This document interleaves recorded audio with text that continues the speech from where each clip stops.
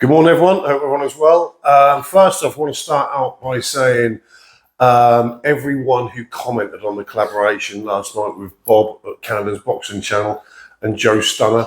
I read all the comments and responded to as many as I could. I just want to say a sincere thank you. The comments are all really positive and really nice, so thank you all for that. And also the subscribers that came over to my channel on the back of that live collaboration podcast, call it what you want.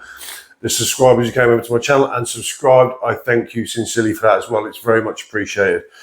Something struck me yesterday when I was watching the sort of IFLs and the Boxing Socials and all those kind of channels.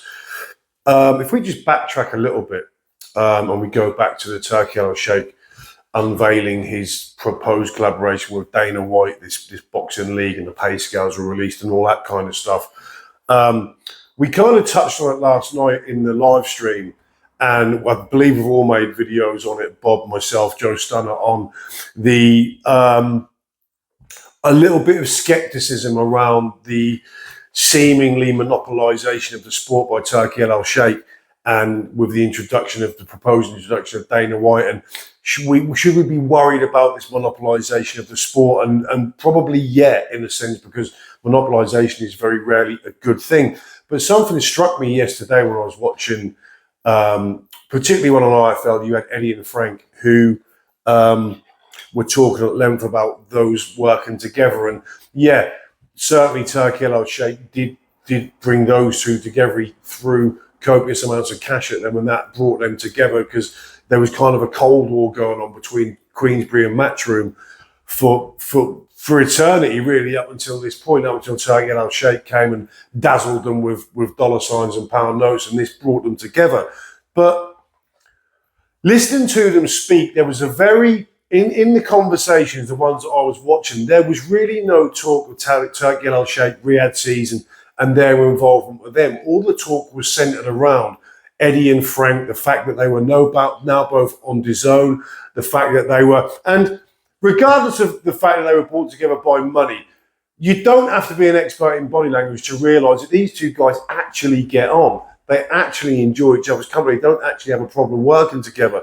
Very early on, it seemed a very uncomfortable alliance, but now, certainly to me, it seems very authentic, and they actually enjoy each other's company. They actually find doing business together, not that much of a problem. And it's kind of, Frank Warren is very much a godfather figure. Well, sort of Eddie does most of his business with George Warren. That's where most of the stuff is. And they're kind of like underbosses almost in the cartel, if you like.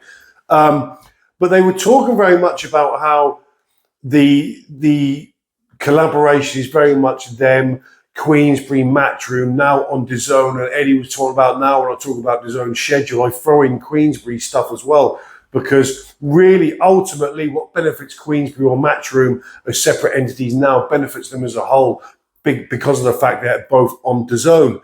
But it just struck me as, this is almost Game of Thrones like. So what you had Turki Al-Sheikh throwing money at these two to bring them in and get hold of and have usage of their resources, i.e. their fighters and their television platforms. But could it be almost a counter-offensive waiting in the wings? Because you got to remember, the Warrens, the Hearns, they're all from very, very close manors, London and around London. And if it comes to the point where now we have this proposed sort of move of Dana White and Turki Al-Sheikh moving Dana White into the fray and going down that route, could Turki Al-Sheikh have almost not an enemy, but could the Warrens, could Queensberry and Matchroom, if they need to, launch a counter-offensive and getting some grip back on the boxing landscape from Turki Al-Sheikh? Because now it may have been Turki Al-Sheikh that united Queensberry and Matchroom, but now the fact that Queensberry and Matchroom are together and seem to have a strong bond and a strong working relationship and are contracted to DAZN to air their content and to air their fighters, will it mean that Turki Al-Sheikh's monopolisation is not going to be the easy task he thought it was? Will the fact that he thought you could just throw money willy-nilly at all these people and they would bow at the feet of Turki Al-Sheikh and the Saudis.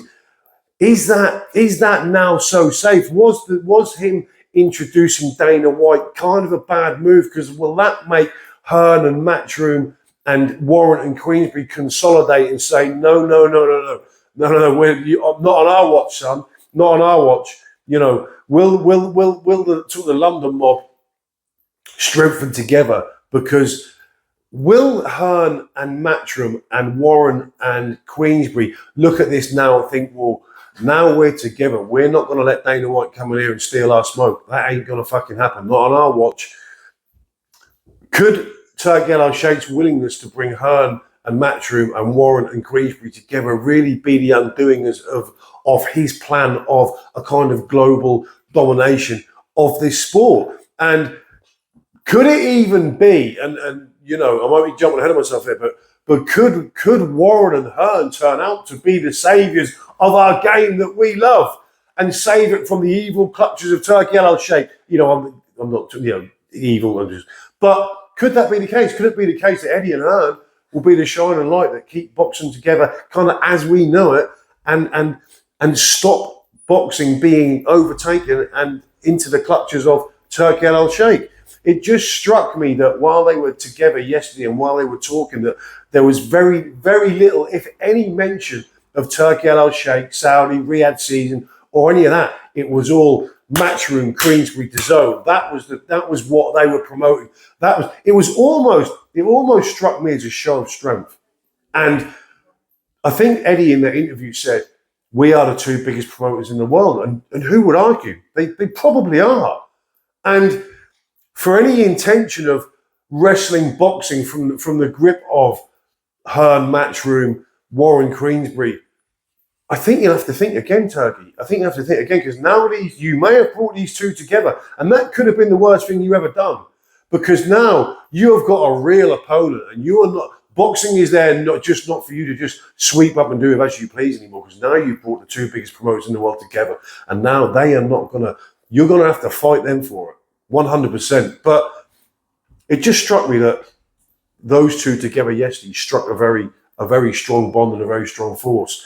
And the fact that the predominantly in the conversation was about Matchroom, Queensberry. It wasn't the mention of Turki Al-Sheikh, Saudi, Riyadh season. It was Matchroom, Queensberry.